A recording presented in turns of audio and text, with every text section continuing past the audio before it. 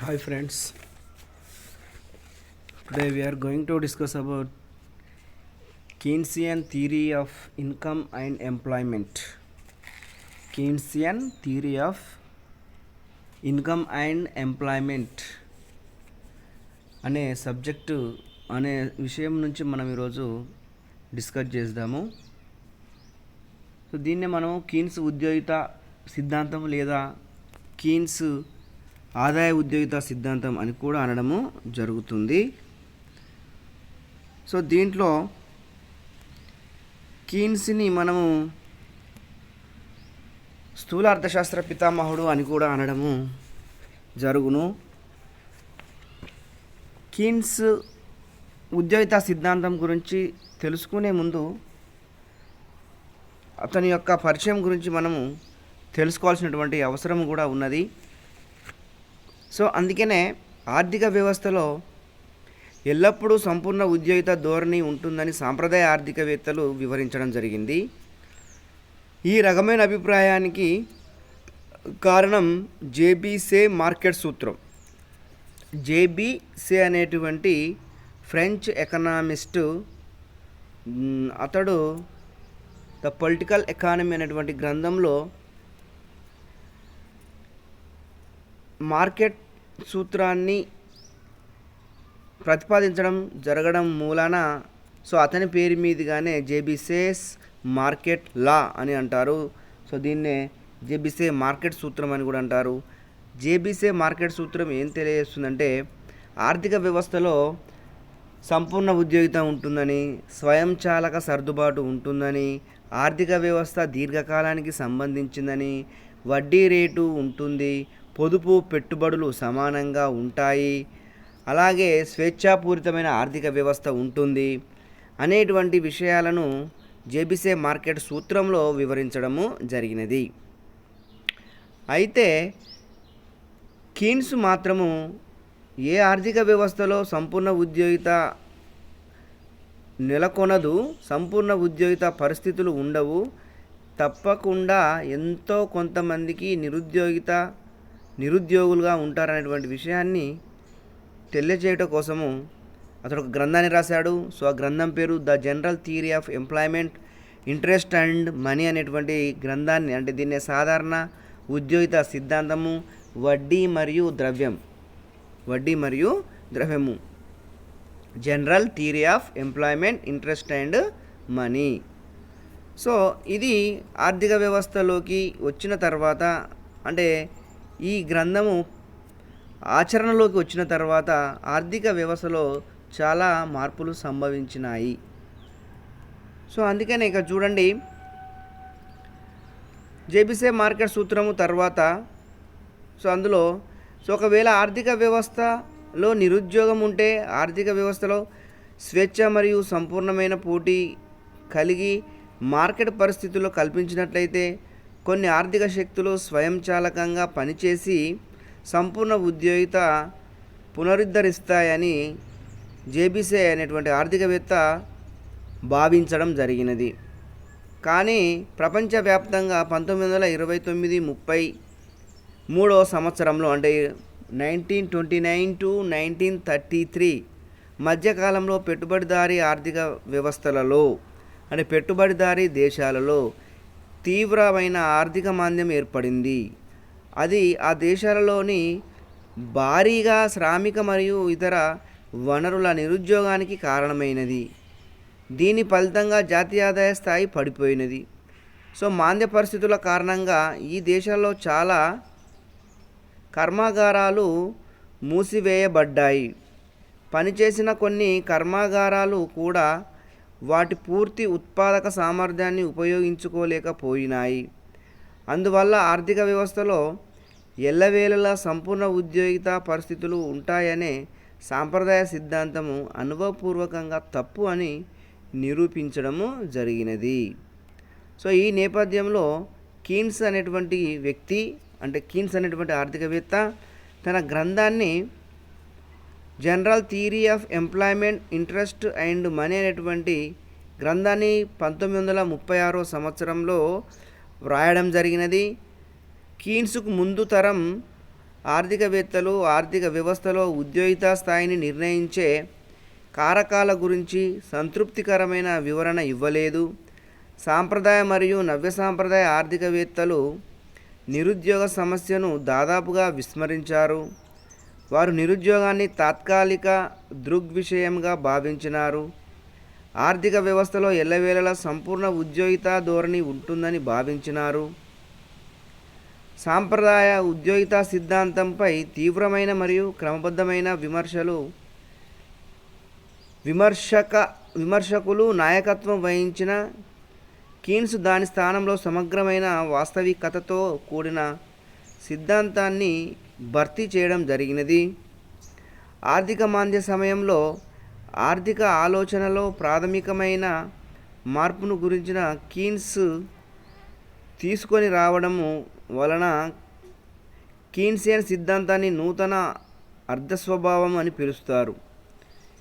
ఆర్థిక సిద్ధాంతంలో మార్పులు విప్లవాత్మక స్వభావంతో ఆకట్టుకోవడం ద్వారా చాలామంది ఆర్థికవేత్తలు కీన్స్ సిద్ధాంతాన్ని కీన్సియన్ విప్లవం అని కూడా అనడం జరుగుతుంది.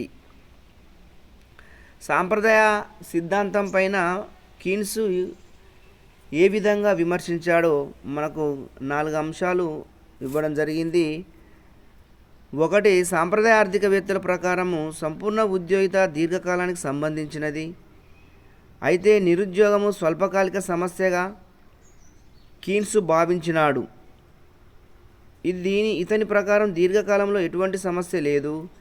ఎందుకంటే దీర్ఘకాలంలో మనమెవరము జీవించి ఉండము అని కీన్స్ పేర్కొన్నాడు. సో అలాగే సాంప్రదాయ ఆర్థికవేత్తల ప్రమేయమైన ఆర్థిక వ్యవస్థ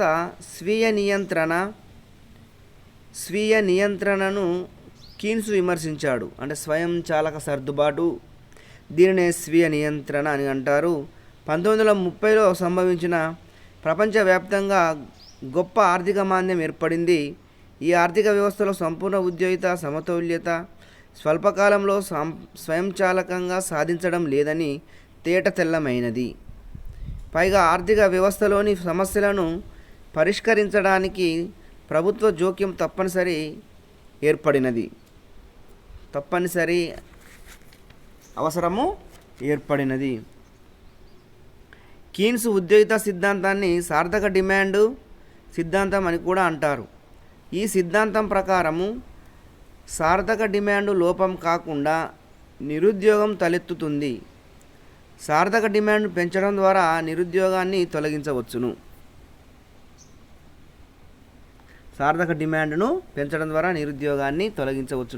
ఇక్కడ సార్థక డిమాండ్ అంటే ఇక చూడండి, మనకు కీన్స్ ఆదాయము మరియు ఉద్యోగిత సిద్ధాంతము, దీన్నే Keynesian theory of income and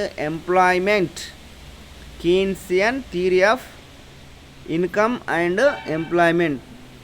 so ఇక్కడ చూడండి, ఈ ఆదాయ మరియు ఉద్యోగిత నిర్ణయ సిద్ధాంతంలో సార్థక డిమాండ్కు గణనీయమైన స్థానం ఉన్నది. సార్థక డిమాండ్ నిర్ణయించడానికి కీన్స్ 2 కీలకమైన భావాలను ఉపయోగించినాడు. అదే సమిష్టి డిమాండ్ ధర మరియు సమిష్టి సప్లై ధర.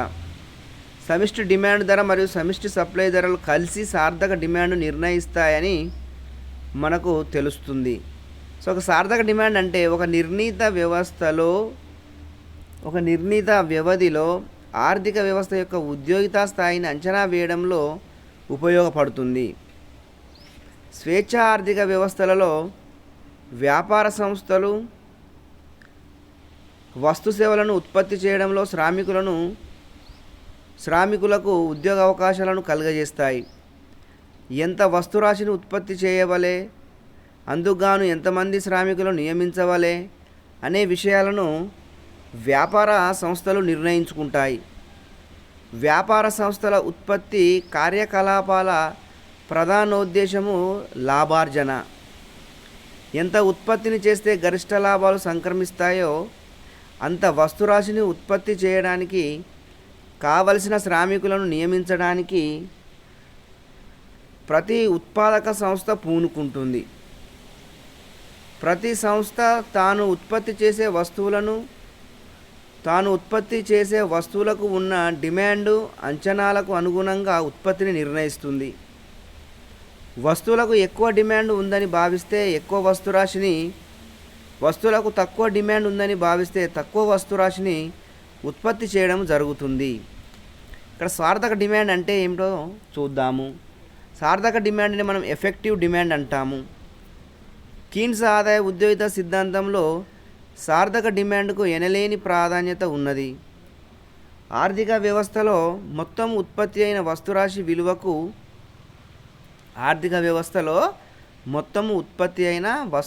విలువకు సమానంగా ఉన్న డిమాండ్నే సార్థక డిమాండ్ అంటారు.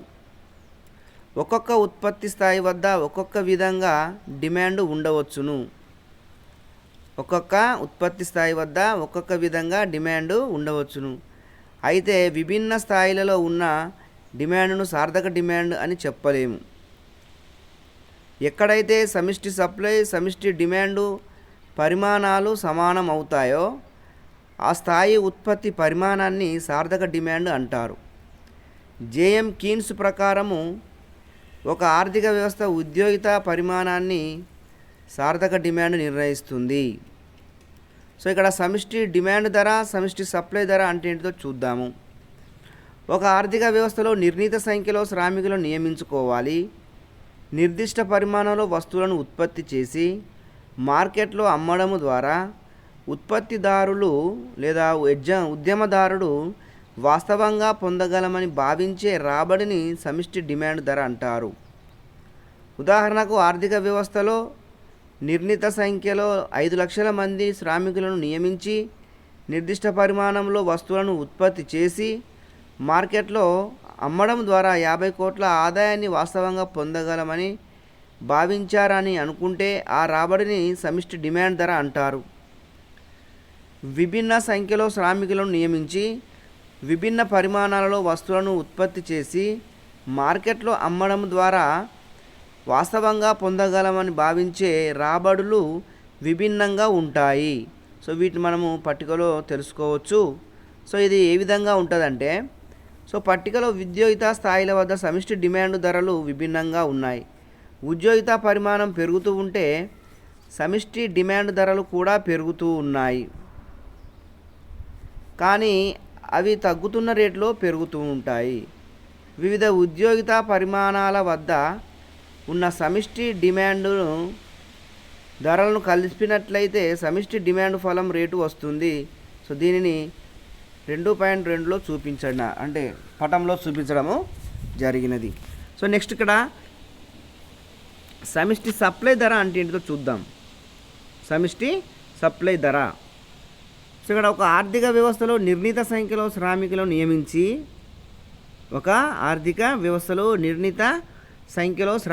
నియమించి నిర్దిష్ట పరిమాణంలో వస్తువులను ఉత్పత్తి చేయాలి అంటే, నిర్ణీత సంఖ్యలో శ్రామికులు నియమించినాము, నిర్దిష్ట పరిమాణంలో వస్తువులను ఉత్పత్తి చేయాలంటే ఉద్యమదారులు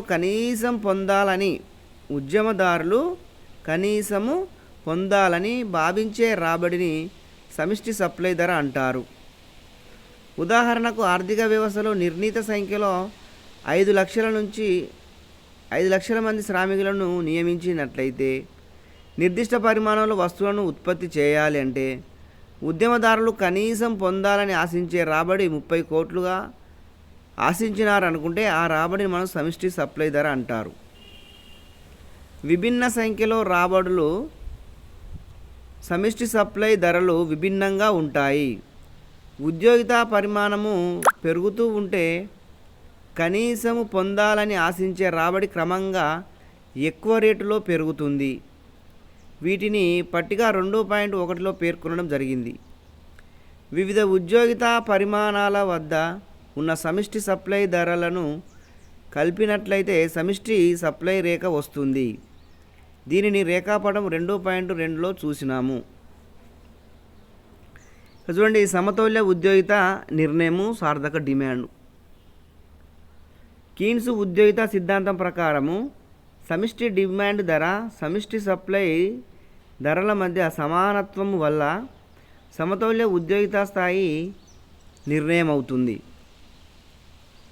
సమిష్టి డిమాండ్ ధర మరియు సమిష్టి సప్లై ధర సమానమైన బిందువును మనము సార్థక డిమాండ్ అంటారు. సో ఇక్కడ పట్టిక ప్రకారంగా ప్రారంభంలో 5 లక్షల మంది శ్రామికులను నియమించినప్పుడు ఉద్యమదారులు వాస్తవంగా పొందే రాబడి అంటే సమిష్టి డిమాండ్ ధర అన్నమాట 50 కోట్ల రూపాయలు కాగా కనీసము ఆశించిన ఆదాయము అంటే సమిష్టి సప్లై ధర 30 కోట్లు మాత్రమే. అందువల్ల ఉద్యమదారులు ఉద్యోగ అవకాశాలను పెంచుతారు. అంటే 30 లక్షల మంది శ్రామికులకు పని కల్పించినట్లయితే ఉద్యమదారులు వాస్తవంగా పొందగలమని ఆశించే రాబడి వారు కనీసం పొందాలనుకునే రాబడి సమానంగా 210 కోట్లు ఉన్నాయి. 210 కోట్లు ఉన్నాయి. సో అది మధ్యలో ఉన్నది మనకు పటంలో. ఈ ఆర్థిక వ్యవస్థ 30 లక్షల మంది కంటే ఎక్కువ శ్రామికులు ఉన్నప్పటికీ వారికి ఉపాధి కల్పించరు. సో దీనికి కారణం ఏంటంటే ఒకవేళ 35 లక్షల మందికి ఉపాధి కల్పిస్తే సమిష్టి డిమాండ్ ధర కన్నా సమిష్టి సప్లై ధర ఎక్కువగా ఉంటుంది. అనగా ఉద్యమదారులు వాస్తవంగా పొందగలమని ఆశించే రాబడి వారు కనీసం పొందాలనుకునే రాబడి కన్నా తక్కువగా ఉంటుంది. సో ఇది స్థితిలో ఆర్థిక వ్యవస్థలో 5 లక్షల మంది నిరుద్యోగులు ఉన్నప్పటికీ ఆర్థిక వ్యవస్థ సమతౌల్య స్థితిని చేరుకుంటుంది. సో దీన్నే మనం నిరుద్యోగితతో కూడిన సమతౌల్య స్థితి లేదా అల్ప ఉద్యోగిత సమతౌల్యంగా కీన్స్ పేర్కొన్నాడు. కీన్స్ అభిప్రాయంలో అల్ప ఉద్యోగిత సమతౌల్యము అనేక వాస్తవ పరిస్థితి అని, సంపూర్ణ ఉద్యోగిత సమతౌల్యము అవాస్తవము. ఆర్థిక వ్యవస్థ సంపూర్ణ ఉద్యోగిత స్థితికి చేరుకోవాలి అంటే సార్థక డిమాండ్ స్థాయిని ఈ బిందువు నుండి E1 బిందువుకు పెంచాలి. సో ప్రైవేట్ రంగము ఈ పని చేయరు కాబట్టి ప్రభుత్వం జోక్యం చేసుకొని స్వయం ప్రేరిత పెట్టుబడిని కొనసాగించడం ద్వారా సార్థక డిమాండ్ స్థాయిని పెంచి సంపూర్ణ ఉద్యోగితను సాధించాలని పేర్కొన్నాడు. సో అందువల్ల సంపూర్ణ ఉద్యోగితను సాధించడానికి ఆర్థిక వ్యవస్థలో ప్రభుత్వ జోక్యము ఆవశ్యకమని పేర్కొన్నాడు. సో ఇది మనకు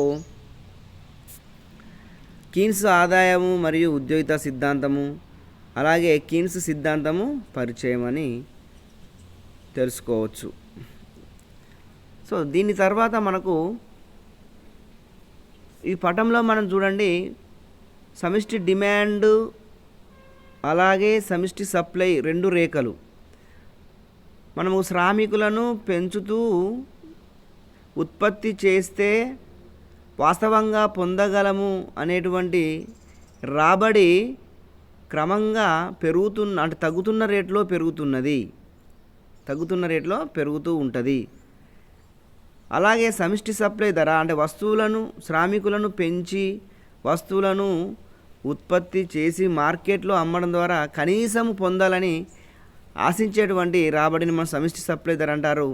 ఈ సమిష్టి సప్లై ధర క్రమంగా అది పెరుగుతున్న రేట్లోనే పెరుగుతూ ఉంటుంది. సో ఈ 2 ఎక్కడైతే ఖండించుకుంటాయో సో అక్కడ సమతౌల్యం ఏర్పడుతుంది. దీన్నే మనము సమతౌల్య స్థితి అంటారు లేదా సమతౌల్య ఉద్యోగిత స్థాయి నిర్ణయం అని అంటారు, సంపూర్ణ ఉద్యోగిత స్థాయి నిర్ణయం అని అంటారు.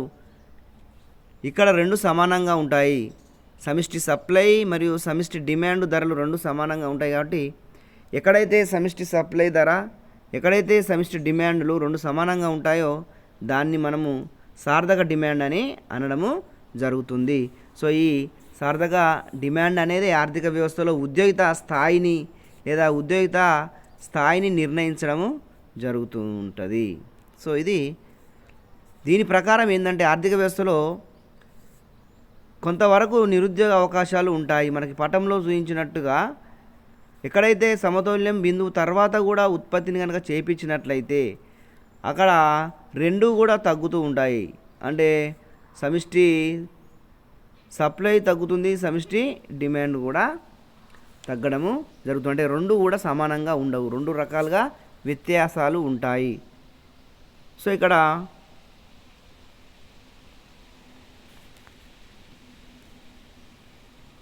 చూడండి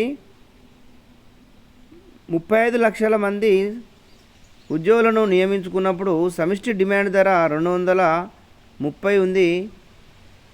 సమిష్టి సప్లై ధర దాదాపుగా ఇది 220 ఉండడం జరిగింది. అంటే సమిష్టి సప్లై ధర తగ్గుతూ ఉన్నది. ఓకే, సో ఈ విధంగా ఉండడం వలన